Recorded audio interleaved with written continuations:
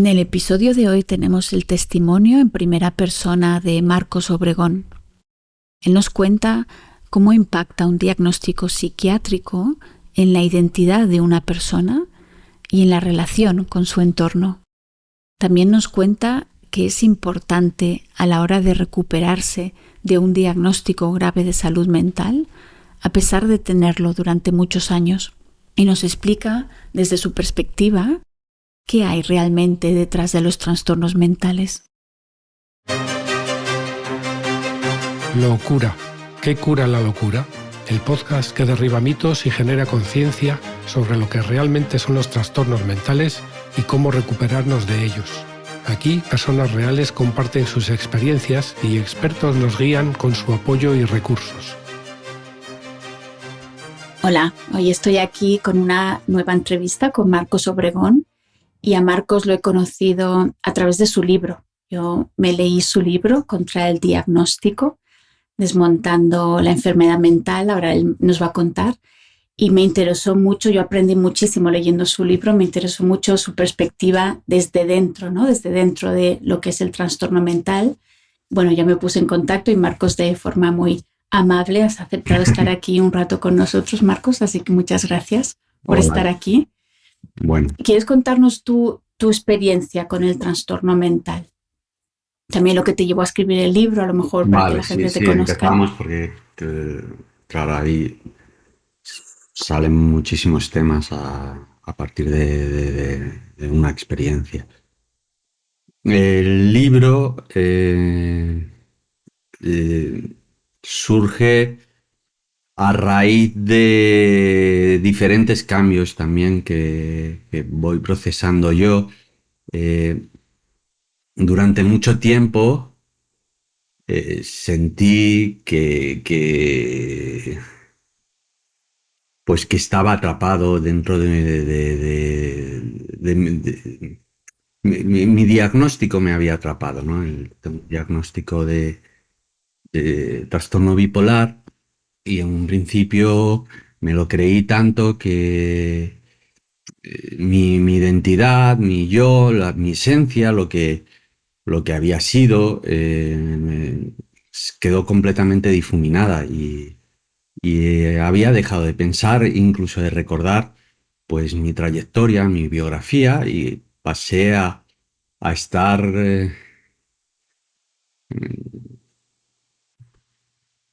casi diría como capturado por ese diagnóstico.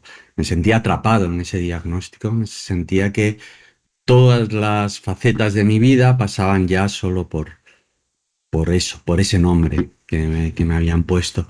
También habían cambiado mucho mis relaciones con mi familia, digamos, había perdido poder y había otro tipo de trato, con toda la buena intención de cuidarme y de querer protegerme, pero muchas veces eso lo que me producía es pues una sensación de condescendencia y de no estar al mismo nivel, no estar con las mismas, digamos, condiciones que ellos tenían, ¿no? La misma, con las mismas cartas, digamos. Y bueno, mi proceso había sido sobre todo el tema del recorrido médico. Fue muy duro, muy duro, muy duro. No, supongo que todavía pasa, pero yo sentí muchísima violencia. Sentí que, bueno, pues cuando tuve diferentes brotes, aunque sobre todo se podría, digamos, los podríamos condensar en uno que se extiende en el tiempo. Y bueno, se intentó neutralizar eso que pasaba, todos esos síntomas que aparecían de euforia y de melancolía, pues intentaban taparlos de todas las formas. Entonces, claro, perdí ahí, prácticamente dejé de saber quién era yo. Por momentos dejé de saber quién era. Fue muy violento. Y esos años, hay como 5 o 6 años de mi vida que no recuerdo, no sabía. Y sentía que me los habían contado, que mi vida estaba contada por otros.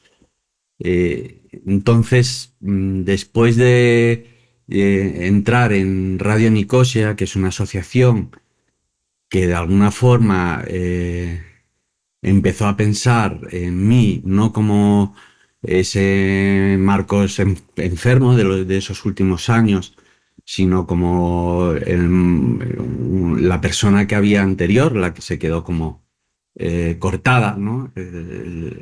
Todo, toda su, pues todos mis deseos, todas mis ilusiones, mi trabajo, mis estudios, o sea, habían quedado paralizados. Yo encontraba como que había un salto y que eso se había quedado ahí parado, ¿no?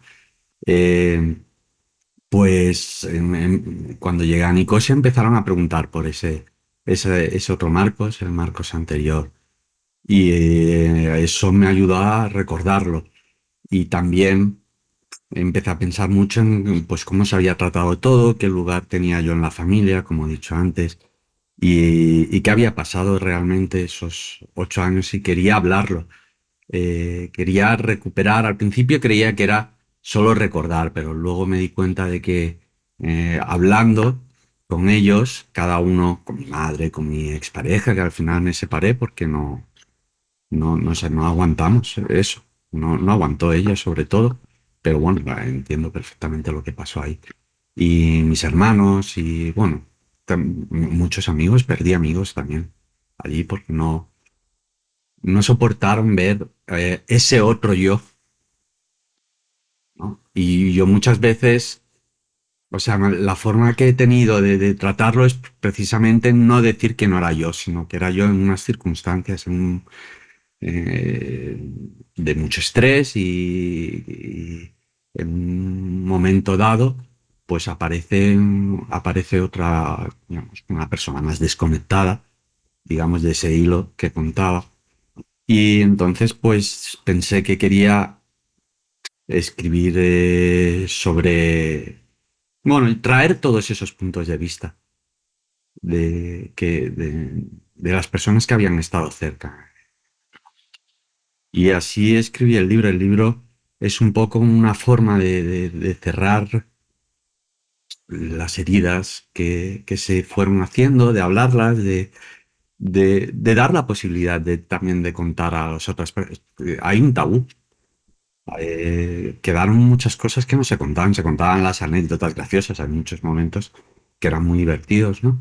Pero lo que duele, lo que hacía daño, se quedó apartado, se quedó como eso, una cosa de la que no se podía hablar, era un tema tabú completamente. Entonces yo quería, yo siento que los tabús surgen porque son conflictos que no sabemos resolver. Yo quería intentar abordar eso de otra forma, pero quería hablar de lo que había pasado. No quería porque si no sentía que me iba a quedar en el mismo sitio toda la vida, en el mismo lugar, en mi Claro, familia, digamos, sin casi poder, ¿no? Y sí. sin casi Y poder ahí de decisión. hay una cosa que dices, Marcos, que es, yo creo que en las familias, y yo lo tengo en mi familia también, ¿no? Con mi hermano lleva 30 años con un diagnóstico también, es tan difícil hablarlo que entonces no lo hablamos, pero claro, eso deja a la persona que lo ha sufrido como que anula una parte de esa persona, como si no estuviera, claro, porque no podemos hablar de esa historia. Entonces, ¿tú qué recomendarías? A lo mejor seguro que nos van a escuchar personas que lo tienen en su familia y dices, pero ¿y de esto cómo se habla? ¿No? Es tan duro, luego también está el no querer recordar porque fue tan doloroso. ¿Qué les dirías tú a los familiares, ¿no? Desde tu perspectiva, ¿en qué te sirvió a ti el sí hablarlo? Claro, se me hace difícil recomendar algo cuando no tenemos todos los datos de esas otras familias y creo que cada familia tendrá su idiosincrasia a la hora de cómo hablarlo, porque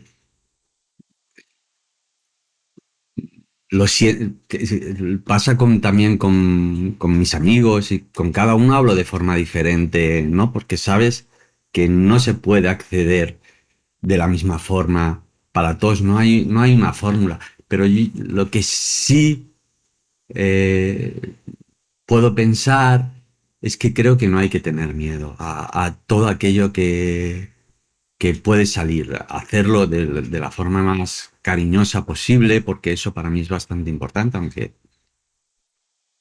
puede aparecer en algún momento, claro, puede aparecer, pues yo tenía mucha rabia, me quedó almacenada mucha rabia y eso que tiene que estar tapado también. Está bien que se pueda contar, que yo le pueda explicar a mi madre, creo que sé en qué momento todo se nos fue de las manos, por ejemplo, ¿no? ¿Cuáles fueron los errores? Yo recuerdo en un momento de todo este proceso donde yo iba teniendo cada vez más información por estas conversaciones que había tenido y el análisis que iba haciendo de ella. Claro, yo pienso aquí, esto se hizo mal. Esto se hizo mal muchas veces porque no soportamos ver. Desde que no soportamos ver a la otra persona bueno, pues con el delirio o con el brote o digamos cambiada, ¿no? Girada, ¿no? No sé, hasta no soportamos sufrir, ¿no? En muchos casos y entonces no damos espacio, ¿no? Intentamos proteger de tal forma, ¿no? Que acabamos impidiendo la comunicación. Y yo sí que el recuerdo que tengo es que acumulé muchísima rabia de pensar qué se había hecho mal. Y apenas podía hablar durante un tiempo con mi madre. Y un día empezó a llorar y me dijo, es que yo sé que me he equivocado. O sea, que ella sabía que yo no le había dicho nada, ¿eh? Pero que Mm. estaba O sea elaborando que eso eso. también os liberó a los dos, ¿no? Poder hablarlo, ya Claro, como un es que secreto ahí a voces, y me imagino que a ella también lo liberó, que en el libro tú lo cuentas también, ella se ha ¿no? leído el libro como 3 o 4 veces, es increíble. Porque no he querido hacer un libro de recetas ni nada, es un libro complejo. O sea, he Mm, intentado llegar a todo el mundo, he intentado poner un lenguaje atractivo, pero a la vez pero no he querido hacer una cosa simple. Entonces, hay mucho trasfondo. Estuve muchísimo tiempo trabajando, 3 años, trabajando muchísimo mm, en ese libro porque sentía que no se hablaba sí. de esto. Esto es lo que sentía yo, Y, que no es, había libros, pero hay muy poco libro que intente hablar y desde esta perspectiva, donde tú no eres solo tu punto de vista, ¿no? Yo intentaba traer, como no quería, pues lo mismo que te decía ahora, no me atrevería a recomendar nada, pues tampoco me atrevería a decir que mi voz es la única, ¿no? Y quería traer muchas más voces para entender lo difícil que puede llegar a ser el tema de la salud mental y el diagnóstico y qué puede significar también cuando se tapa de esa forma, qué puede significar también para la persona y para la familia. Es que la familia también muchas veces está perdida porque no hay sí, suficiente información. Entonces, desde luego. Y yo creo que una de las cosas, a mí al menos una de las cosas que me sirvieron cuando mi hijo tuvo sus brotes psicóticos fue hablar. Tuve la suerte de tener gente en mi entorno cercano que habían pasado por algo muy similar de jóvenes. Y entonces yo hablaba con ellos y ellos me contaban como esa perspectiva desde dentro, ¿no? Y eso es una de las informaciones, una de las cosas que yo pienso que los familiares necesitamos escuchar más. Y por eso me gustaría, o sea, también preguntarte a ti, ¿no? Desde tu experiencia y con todo el análisis que has hecho, toda la reflexión que has hecho, de qué has aprendido, o sea, en el sentido de si ahora pudiera, o sea, tuvieras que volver a pasar por todo, ¿qué cosas serían importantes, ¿no? Para para tu familia sobre todo, porque este podcast es sobre todo para ayudar a los familiares, ¿no? Para tu entorno, o sea, porque claro, una de las dificultades es que la persona cuando está en esa situación no le puede decir a su entorno, mira, ayúdame de esta forma o hazme esto o otro. Claro, al menos mi hijo estaba tan metido con sus cosas que era él no nos podía decir Sí, lo que él necesitaba, la ¿no? primera vez sí. Luego se puede empezar a hablar Vale. de qué es lo que sienta mal, por ejemplo, ¿no? Vale, cuéntanos, o sea, ¿qué dirías de tu Es entorno, lo que que sienta bien o creo que sabes lo que a ti te sentió bien? lo que pasa, por qué es tan difícil, porque uno acaba creyéndose el diagnóstico. Eso es lo primero que yo ni tan siquiera estoy en contra del diagnóstico. El libro se titula así, contra el diagnóstico, pero el diagnóstico para mí debe ser, si atiendes a la etimología, el diagnóstico significa conocer a través de, o sea, debería ser un medio para conocer qué está pasando, qué le ocurre a esa persona. Pero la cuestión es que los diagnósticos psiquiátricos no funcionan así. Por todo el estigma, simplemente por el enfoque, la forma de acercarse de parte de la psiquiatría actual, ¿no? Las medicaciones, el tabú, ¿no? Que tenemos todos sobre ello. Entonces, partimos de esa dificultad, que las personas nos acabamos creyendo que eso es verdad, que ese diagnóstico eres tú.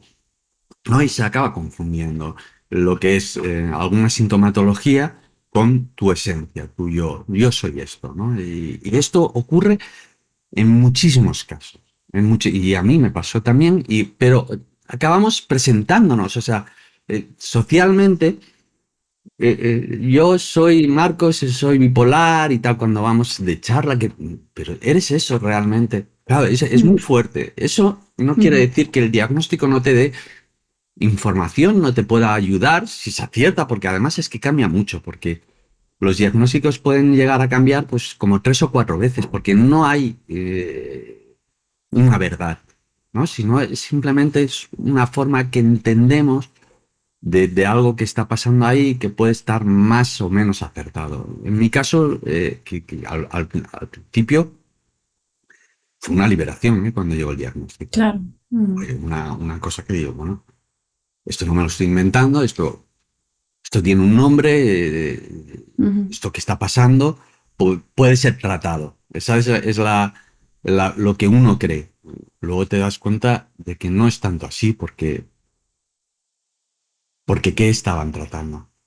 ¿Qué veían ellos? Claro, hay un tema de subjetividad y que yo perdí, que confías como en los médicos o en los profesionales, más bien dicho, porque ahí hay todo un sistema, toda una serie de personas que están, en teoría, haciendo lo mejor por mí, pero lo que están es violentándome y eliminando también cualquier rastro de lo que me definía, ¿no? Porque yo he sido muy intelectual y tapaban tanto todas las capacidades que tenía que estaba todo el día melancólico y claro, dicen, pues ahora vamos a ayudarte con la melancolía y me dan otras, era todo tan loco que al final no escuchas, ni la familia se pregunta qué está pasando. Vamos, ¿te estás sentando mal? Pues vamos a parar esto y vamos a buscar otra forma, como otros médicos o lo que sea.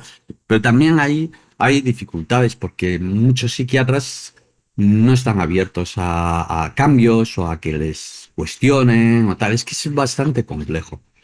Y entonces, claro, en el momento que el diagnóstico, debería ser una forma de conocer a la persona, ¿no? Aquello que le está pasando, aquello que le está ocurriendo, y en vez de eso, lo que se convierte es una sentencia de vas a ser toda la vida bipolar y te vamos a tratar, te vamos a cronificar, te vamos a tratar, esto es para toda la vida, esto ha salido así. Y no es verdad, no te permite, todas esas frases que me iban diciendo no me permitían escuchar mi cuerpo o creer o hablar con mi familia y teníamos muchas dudas. Eso también aparece a lo largo del libro, ¿no? Por parte de mis hermanos y de mi madre. O sea, no acabamos de confiar, pero claro, tú dices, bueno, pero esta gente es la que sabe. Entonces, Claro, y nadie te propone alternativas tampoco, ¿no? Pero yo creo, claro, es no que sé no cómo había lo... ninguna, no hay muy pocas.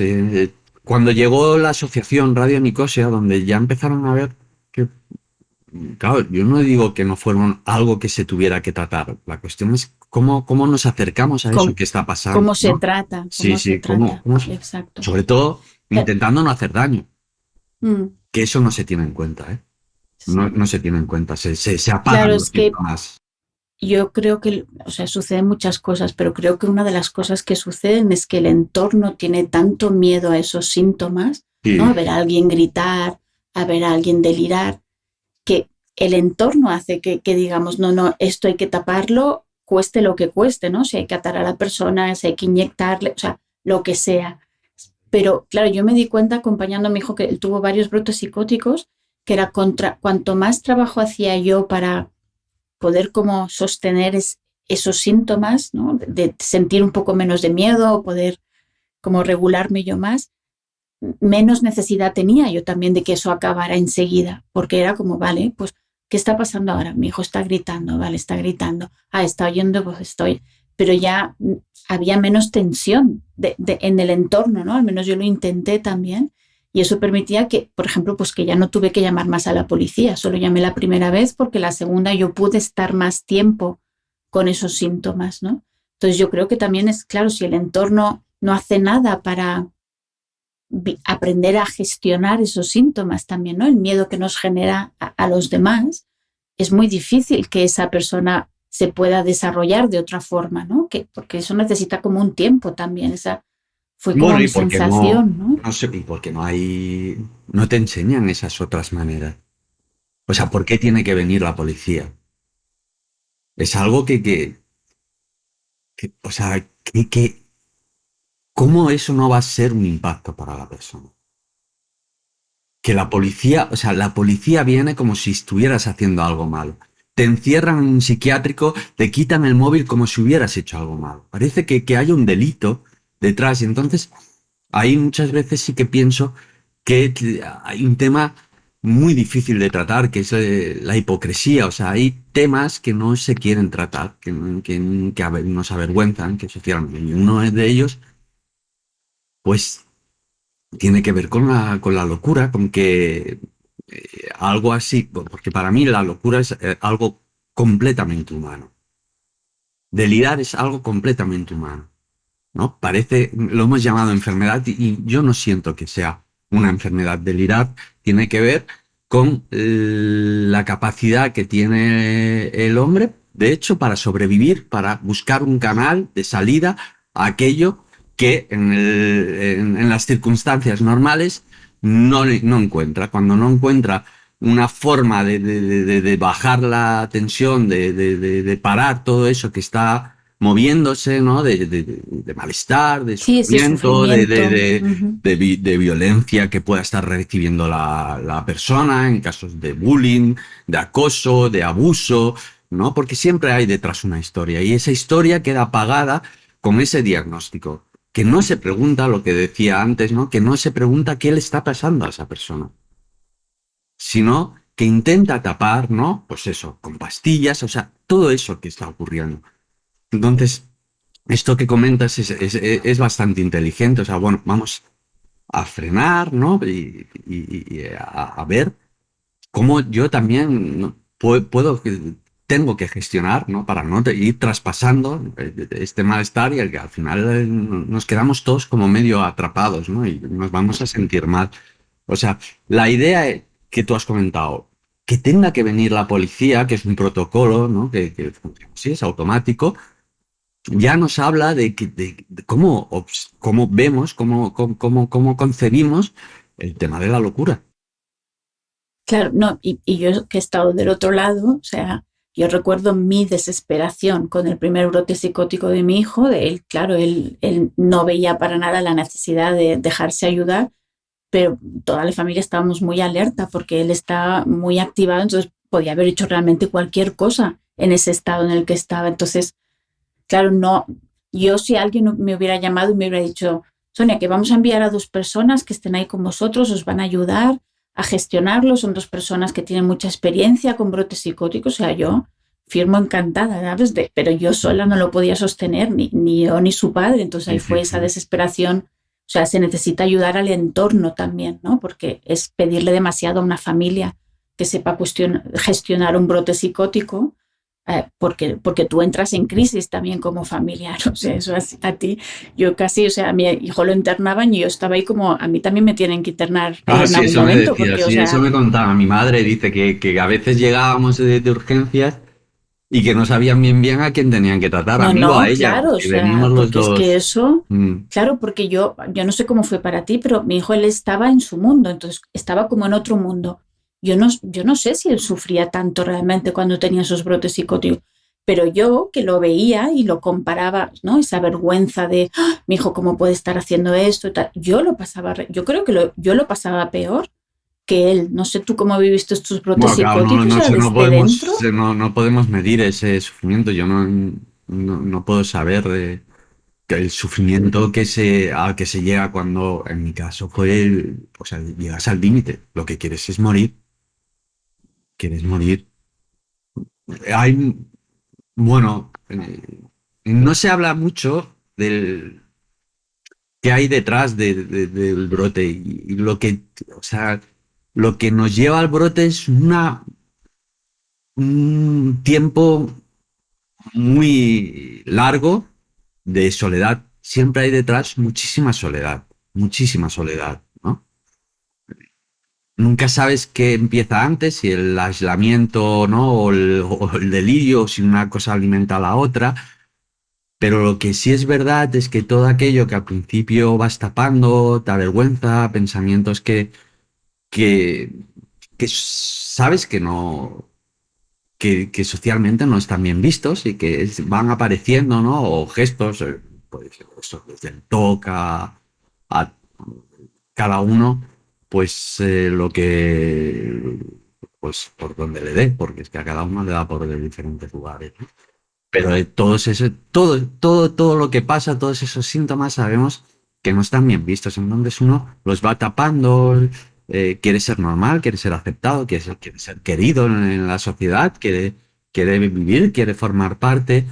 Así que muchas veces se lleva una doble vida. Se lleva la vida de aceptar ciertas convenciones sociales y luego la otra vida, que es ese mundo que poquito a poquito se va creando. Cuando uno peta, no es que pete de repente. Hay muchísimas contenciones que no se han tenido en cuenta. Y muchas veces ocurre porque todo el mundo está mirando hacia otro lado. Es que no es solo la persona. O sea, me decía una psicóloga cuántas contenciones no se han dado, no se han realizado, cuántas contenciones no físicas, digamos, no se han realizado para que un día te tengan que atar. Te has saltado muchísimas desde eso, desde hablar con la persona, desde poder tranquilizarla. A lo mejor sí, una pastilla en un momento dado puede funcionar, claro que sí. Yo no estoy para nada en contra de la medicación, estoy en contra de sobremedicar o de medicar absolutamente todo y que la persona pierda la idea de quién es, ¿no? En mi caso, Sí. me hicieron muchísimos electroshocks, muchísimos. Y llegó un momento que apenas podías reconocer a mi familia. Entonces, ¿qué tipo de terapia es esa? ¿Qué estamos haciendo? Ahí es donde creo que se insiste en normalizar a la persona, en muchos casos, ¿no? En decir, no, es que tú tienes que ser, además, ahí nos podemos meter Sí. pues, temas como el del capitalismo. Tienes que seguir siendo productivo o si dejas de ser productivo vas a pertenecer a este tipo de grupo. O sea, sí que hay una cosa y yo quería ser productivo. Es que ahí es realmente muy complejo. Yo me he sentido muy mal porque me quitaron de en medio de lo que es reconocerse socialmente. Cuando a uno le conoces a alguien, te preguntan enseguida a qué te dedicas. Y yo tenía una vida Claro. que me dedicaba pues, al mundo editorial, me gustaba la interpretación, estaba poniendo una escuela de teatro. Bueno, todo eso desapareció. Y es lo que, digamos, esa sí que es una identidad que socialmente está aceptada. Entonces, claro que uno lucha contra ese diagnóstico y muchas veces dicen, no, es que no acepta su enfermedad, no se adhiere al tratamiento. Bueno, ¿qué te crees? ¿Que yo no soy consciente de que sufro, de que tengo síntomas? Lo que pasa es que no acepto lo que significa eso socialmente. ¿Dónde me va a dejar a mí? ¿Qué O no tipo de vida? acepto, a mi hijo le pasaba mucho. Yo cuando hablaba con él, ¿no? De que él no tomaba la medicación, él siempre tenía muy buenas razones para no tomarla. O sea, él luego me explicaba y decía, mamá, porque mira, luego estoy muy cansado, Bueno, o además de eso, engordo, o me pasa esto. claro, le Claro, llaman. cuando él me lo explicaba, yo decía, es que tiene mucho sentido, porque yo creo que es algo de lo que no somos suficientemente conscientes, ¿no? De esa medicación no soluciona realmente el problema, No, porque genera nuevos problemas. O sea, tú imagínate que vas a operarte, no sé, de un brazo y te resuelven el brazo, pero resulta que ahora la pierna no te funciona. O sea, eso no es, sí, eso no es una solución. sí, Y aquí sí. estamos todos pretendiendo que eso ya es la solución. Y no.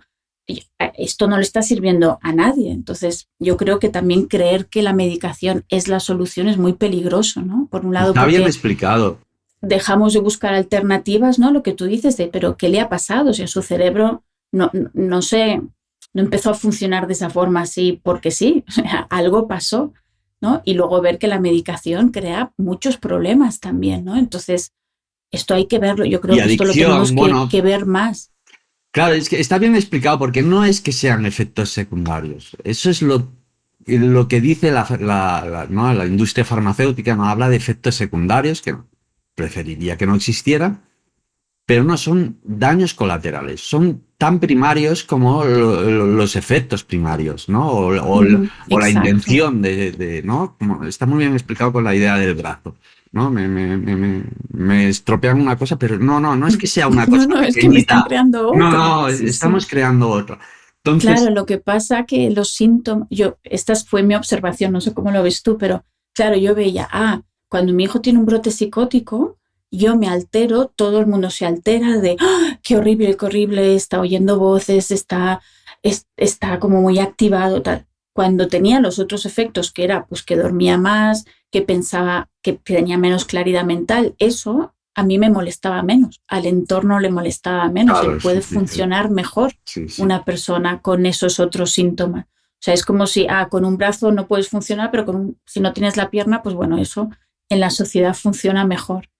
Y ahí es donde yo creo que como sociedad también podemos, no sé, acoger de otra forma eso que está pasando, Sí, ¿no? a ver, está bien que si la persona está muy mal y está completamente bloqueada y no puede ni pensar y el sufrimiento es intenso, que podamos usar medicación. Para mí, yo Ujú. haría un uso de la medicación pues situada del momento, en la crisis.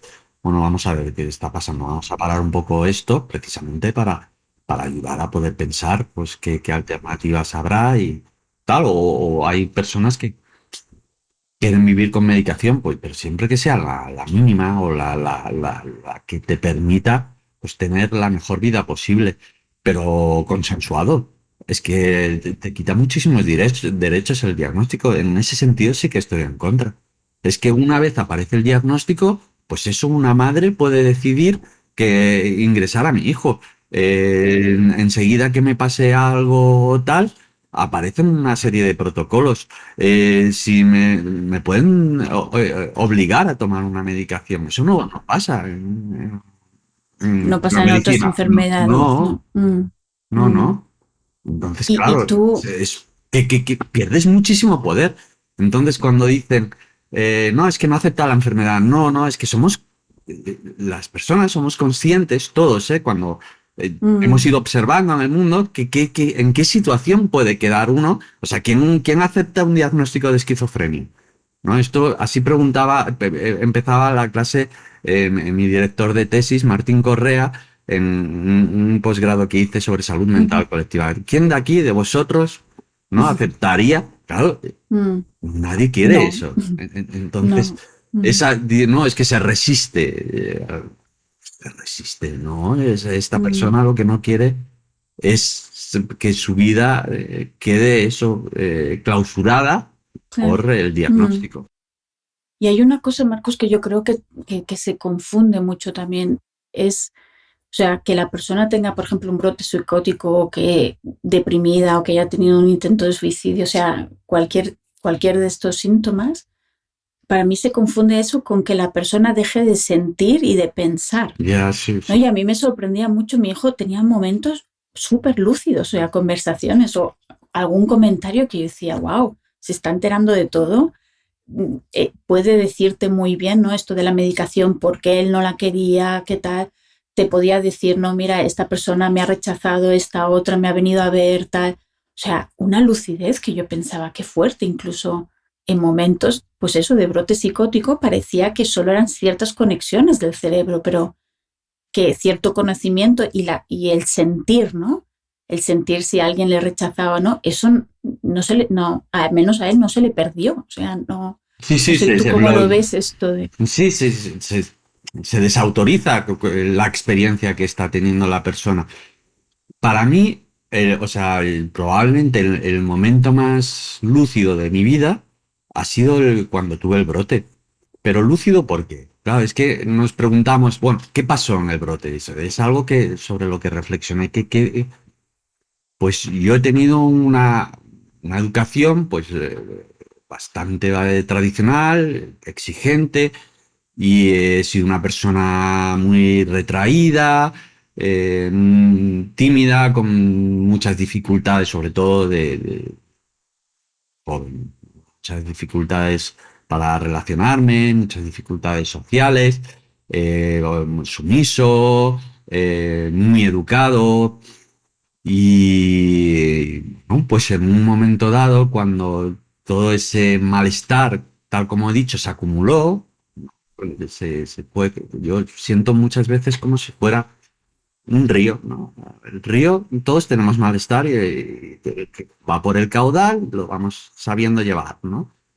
Pero ya a mí la sensación que tuve es que el río se iba llenando, se iba llenando, se iba llenando, como que iba lloviendo, lloviendo, lloviendo, Mm, mm, y se desbordó, se salió de mm, madre.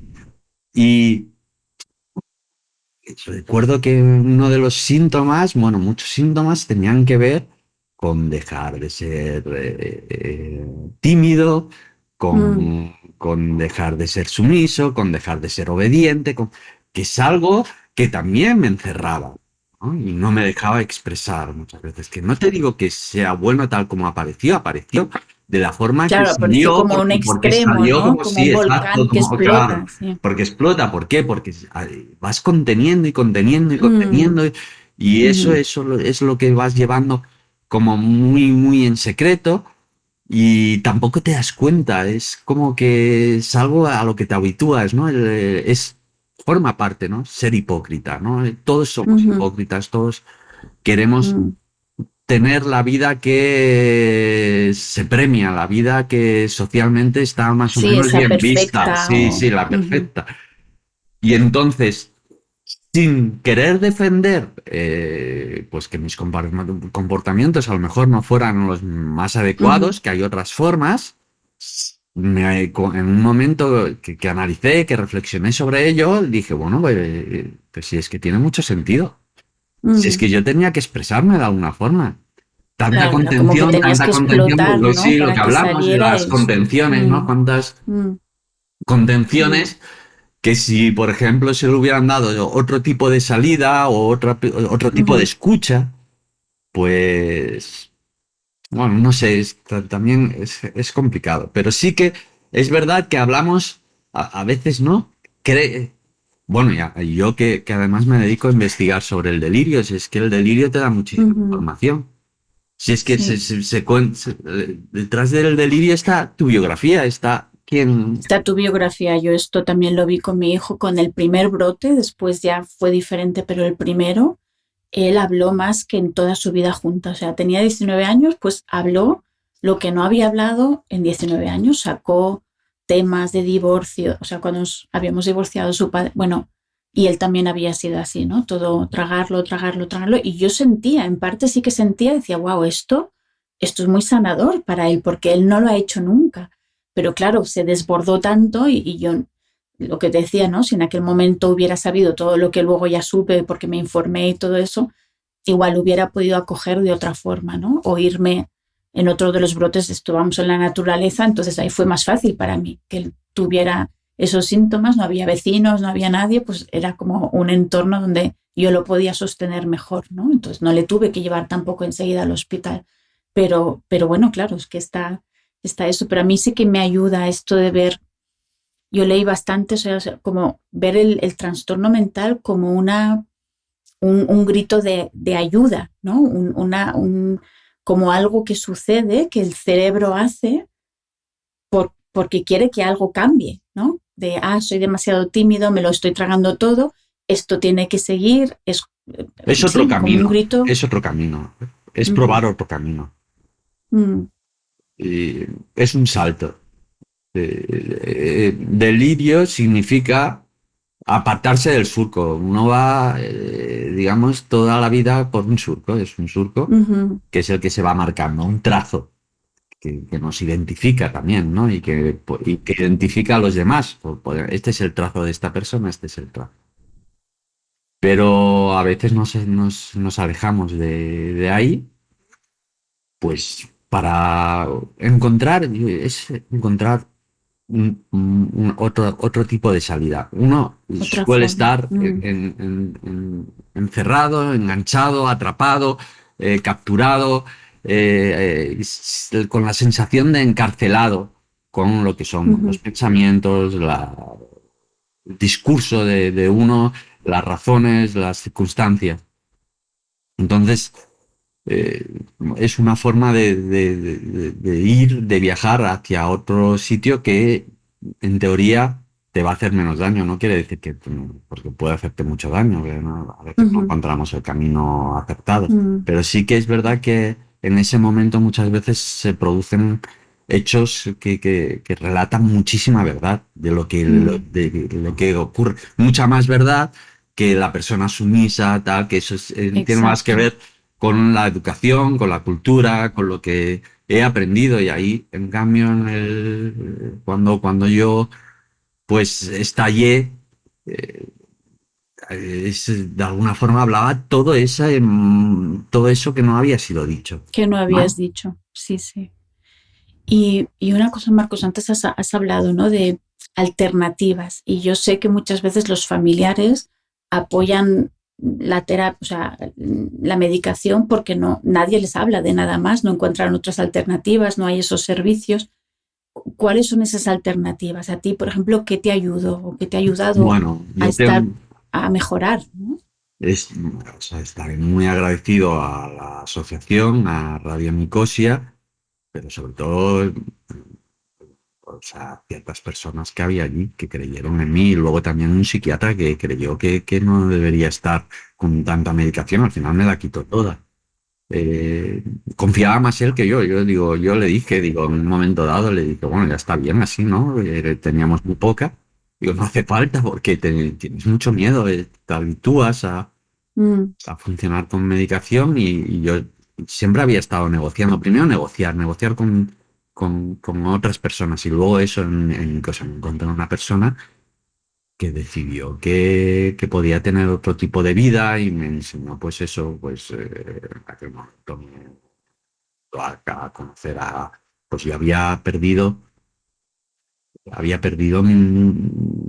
muchos contactos, muchos amigos, y él me abrió otros mundos, me acercó el arte que había en Barcelona en aquel momento. Conocí a través de Nicosia y a través de pues muchos grupos y me fui metiendo pues hacer un tipo de vida que sea más o menos placentera para uno. Y entonces las asociaciones creo que ayudan mucho.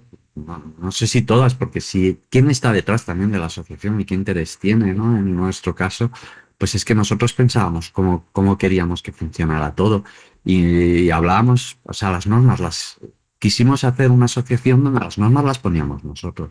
Nosotros la Ujú. primera persona, los que hemos sufrido, no los demás. Si es que Sí. el problema es que dejas de tener cualquier tipo de autoridad Ujú. y de mando en tu vida. ¿Y a quién le gusta eso? Todos hablamos mucho de libertad y nos llenamos la boca, pero luego nos da un miedo terrible el permitir, ¿no? Que las personas escojan dentro de lo que se puede, ¿no? No te digo que... ¿sí? Hay muchas obligaciones, ¿no? Que también sociales que está bien cumplir y tal. Pero en aquel momento me ayudó muchísimo eso y esta persona, John, que es al final a quien le dedico el libro, pues que me llevaba a recitales poéticos, a mí me gustaba la fotografía mucho y entonces empecé a hacer fotografías en estos recitales y me presentó a otros grupos y luego eso, mi psiquiatra, pues me ayudó muchísimo y tenía otro tipo de perspectiva, pues me hablaba de...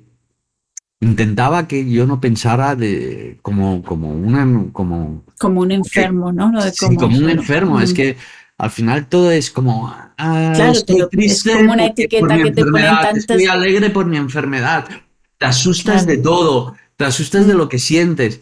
Y entonces yo le venía diciendo, por ejemplo, "Mira, es que llevo mucho tiempo melancólico", y entonces él me hablaba de un libro donde se describía, ¿no? Todo eso que yo sentía como recuerdo que le decía, es que vivo en un eterno domingo, le decía.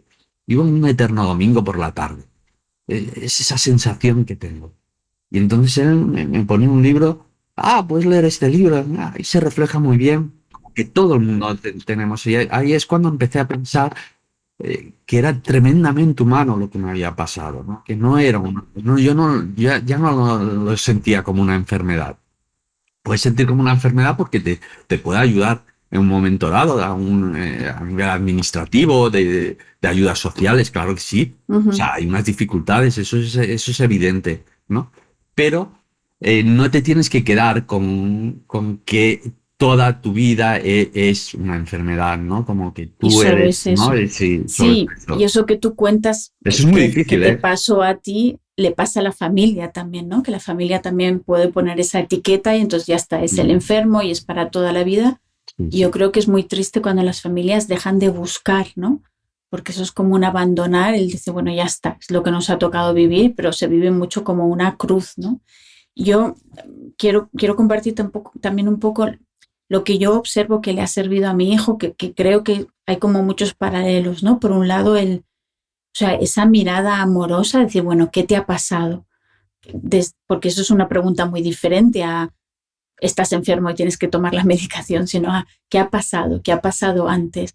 Y luego también esto que tú decías de, al menos para mi hijo, o sea, por muy mal que le estuviera, siempre había cosas que a él sí que le interesaban, ¿no? Pues hacer deporte o Claro, pintar, sí, entonces sí. buscar eso que no se ha perdido. A lo mejor hay cosas que aparecen nuevas, ¿no? La creatividad, por ejemplo, suele aparecer. Entonces, como esa mirada, decir, vale, no, ¿qué hay? ¿Qué hay en esta persona todavía? ¿Qué hay como interés, ¿no? Y proponer diferentes cosas.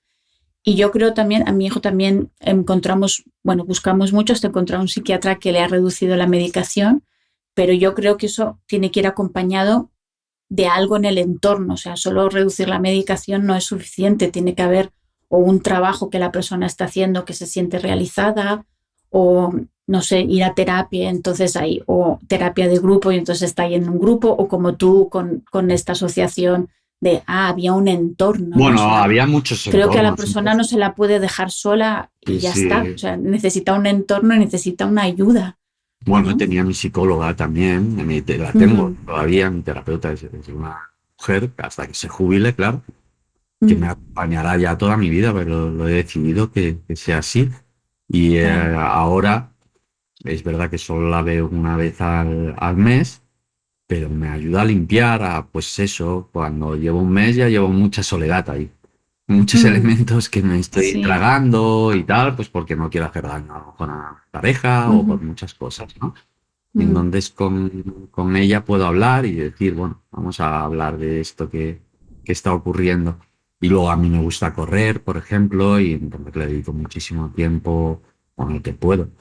a correr y luego intelectualizar. Pues, en mi caso, pues, he querido investigar sobre qué Claro, ocurrió, entender, ¿no? sí, entender y trabajar sobre ello. Para mí, la parte Mm, intelectual, yo creo que es sanadora, en mi caso, ¿eh? mm. No, estoy Sí, seguro que sí. en Bueno, yo otras lo comparto personas no, también, pero a ¿eh? mí. mm, O sea, yo creo que empodera el entender, el saber. Yo leí muchísimo y claro, con cada libro que leía era como, ah, vale. O sea, me sentía yo mucho mejor, a pesar de que mi hijo a lo mejor pues él estaba como estaba, pero yo ya estaba mejor, porque entender nos da fuerza, nos da poder, ¿no? Hay una, ya se nos está acabando el tiempo, pero te quería preguntar, Marcos, porque por desgracia el trastorno mental es muy solitario, ¿no? Separa mucho a la persona, separa a las familias también. Que, y a veces yo creo que las familias no son conscientes. Yo oigo muchas familias, ¿no? Que me dicen, no, mi hija está ahí en la habitación, está todo el día sola.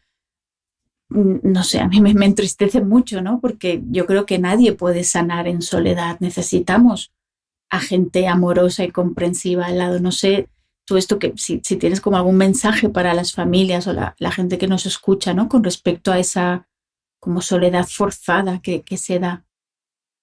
Claro, es como la primera pregunta. ¿Qué puedes aconsejar si no sabes tampoco qué tipo de comunicación hay en cada familia, ¿no? Hay familias que se comunican a gritos, por ejemplo. Hay familias que Ujú. y se están comunicando. Es la forma que tienen de expresar el amor que no saben decir, ¿no?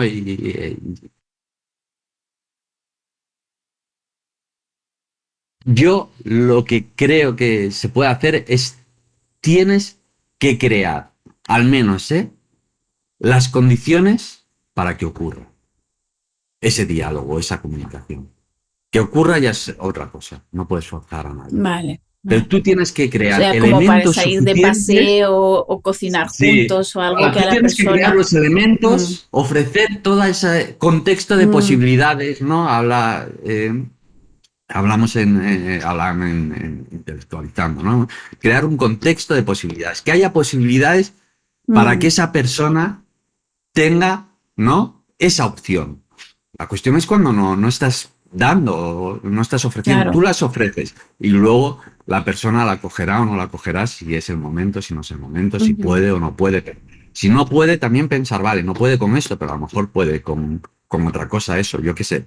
Ir a un grupo, a mí me gusta mucho, o sea, yo he corrido toda la vida, pero ahora voy a un grupo de correr, ¿no? Es un ujú, club y nos picamos y nos enfadamos, pero todo de una forma súper sana, ¿no? De decir, bueno, ahora ya verás, me has ganado hoy, pero mañana, tal. Eso está creando algo que me hace sentir muy vinculado con esas personas y me da una salida. Cuando yo estoy mal, digo, "Bueno, vamos aquí a correr y se paga". Pues crear las circunstancias para que esa comunicación o esas salidas sean posibles, ¿no? se Para que esa pueda persona dar. no esté tan sola.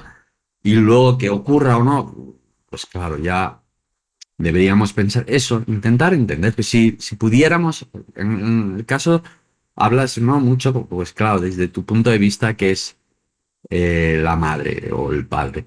Eh, Uno puede saber más o menos qué gustos tiene él y a lo mejor no está Ujú, favoreciendo eso, ¿no? Qué gustos, qué deseos, qué hay detrás o poder encontrar la forma de acercarse mínimamente, ¿no? A veces es verdad que hay tanto dolor que pues te pones esa máscara y no quieres saber nada de tu madre, además, que muchas veces tampoco se habla de eso, del odio que puede haber sí, sí. ¿no? En la familia. Mm, Hay muchos temas tabús. Es que no es ujú, solo la soledad o los síntomas, es que aparecen muchísimos, no diría síntomas, muchísimas expresiones que son tabú. ¿Una madre puede odiar a su hijo?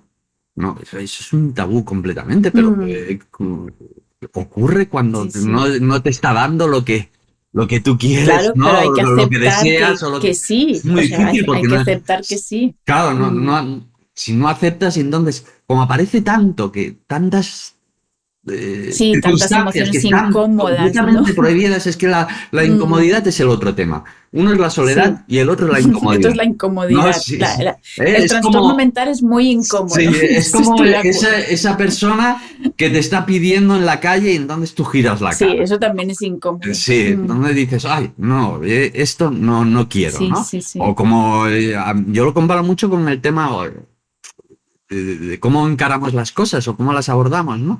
De la muerte, ¿no? Y cómo Ujú. hemos eh, intentado evitar, ¿no? Hemos esterilizado la idea de la muerte, ¿no? Me comentaba una vez una chica de una aldea que estaban haciendo, bueno, una presentación de un libro que en realidad no era una presentación de un libro porque era un GAM, un grupo de ayuda mutua, ¿eh? Se juntaron ahí y de golpe empiezan a hablar de sus malestares. Digo, esto es muy interesante, ¿no? Y en la aldea, además, en un sitio donde es muy difícil enloquecer porque eres el loco. Y además era Galicia, en Galicia todo va por parroquias y todo está como muy aislado, ¿no? Entonces, ¿qué relación vas a tener ahí?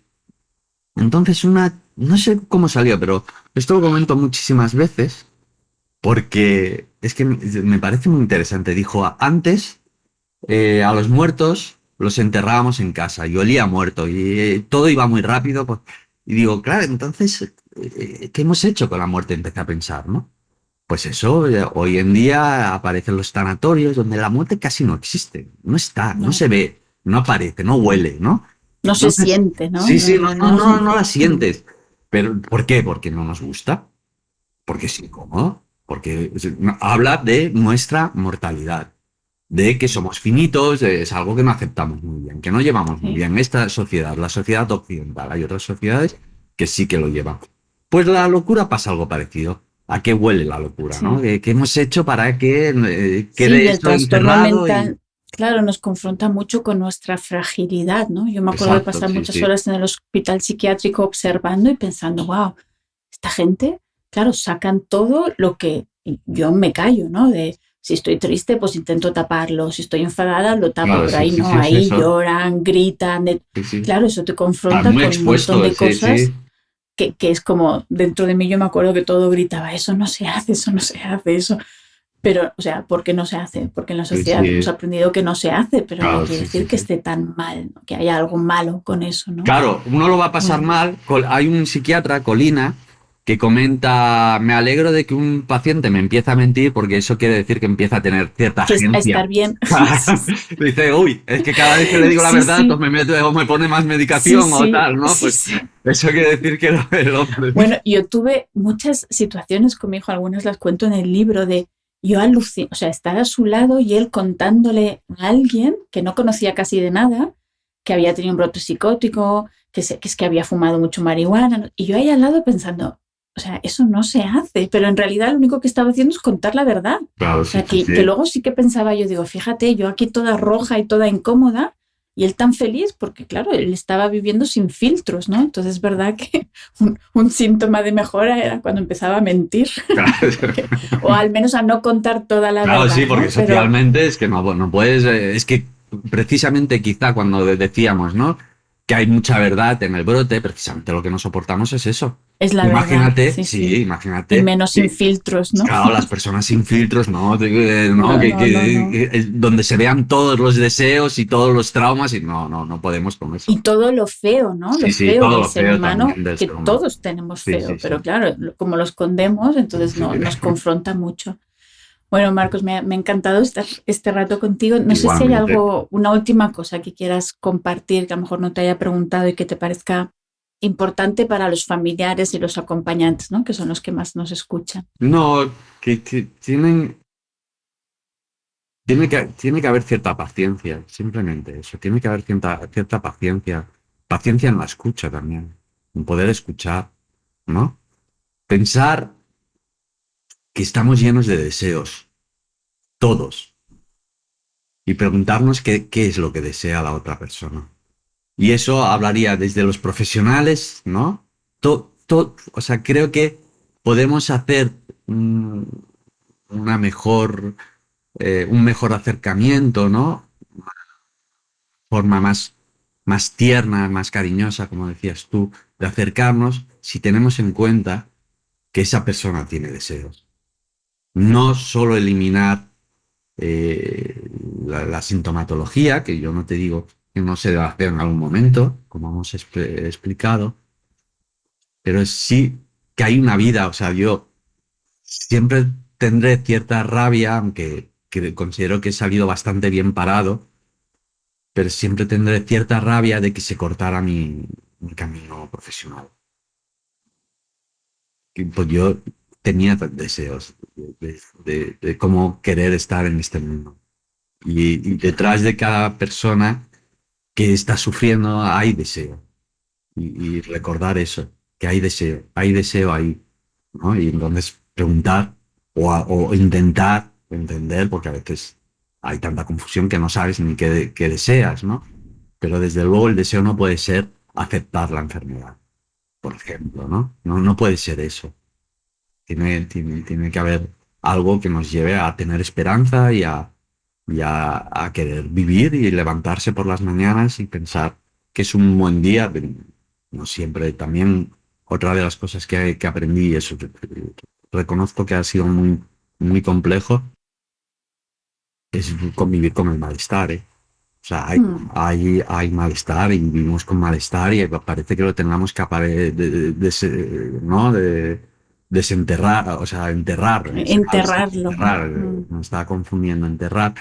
O sea, no, yo ahora cuando estoy triste decido estar triste. No es que decida, sino ya está.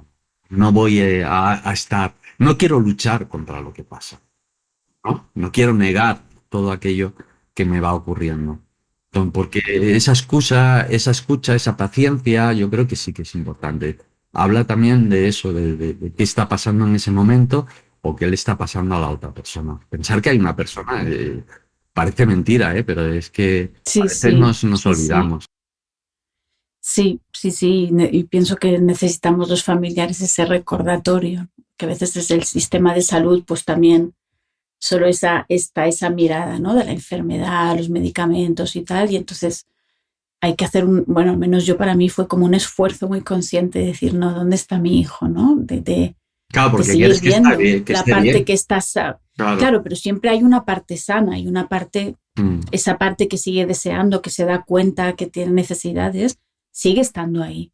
No, yo creo que siempre hay una parte sana, por y muy que necesita cariño, como decías tú. Exacto. Necesita cariño, ¿no? Cuando claro, te tratan, todos te hacen necesitamos electroshocks, cariño, ¿no? te paran. Exacto. Claro, piensas que soy lo que decía, soy un criminal. Y empiezas a vivir con mucha vergüenza, con culpa. Entonces, pensar eso, que la otra persona, si acaba teniendo ese rol en la familia, va a sentir culpa, vergüenza, que sobra, que ha hecho daño y que lo ha hecho mal en la vida, que es un error, ¿no? Tantas cosas que pueden ocurrir. Pues pensar que eso puede pasar y intentar evitarlo, ¿no? Intentar no hacer daño con ello, pues ya, hombre, ya sería un logro. Sí, desde luego. Vale, muchas gracias, Marcos. Y vamos a dejar aquí debajo la entrevista también del enlace a tu libro, porque yo lo recomiendo desde luego, o sea, como familiar también, ¿no? De ver esa perspectiva tuya. Y gracias por este rato que has estado aquí con nosotros. Gracias a ti por invitarme. Chao. Hasta luego. Hasta aquí el episodio de hoy. Si conoces a personas a quienes les pueda servir, compártelo, por favor. Seguro que te lo agradecerán. Y si eres familiar y te sientes superado, te invito a que te busques ayuda ya. Puedes unirte a nuestra comunidad Respira, de apoyo a familiares de personas que están pasando por trastornos mentales. Te recuerdo nuestra web, www.soniaherrero.com/respira. Déjanos tus preguntas para próximos episodios y tus comentarios aquí abajo. Nos vemos.